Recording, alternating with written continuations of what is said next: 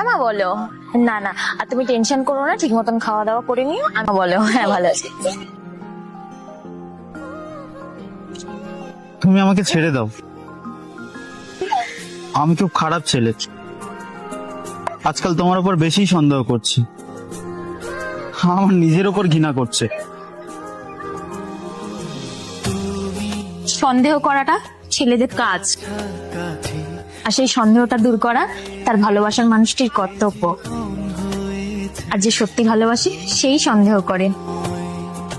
আর আমি এটাও জানি যে তুমি আমাকে প্রচন্ড ভালোবাসো, আমাকে সবসময় হারানোর ভয় পাও, তাই এত সন্দেহ করো। আর কিছু তোমায় ছেড়ে দূরে যাব।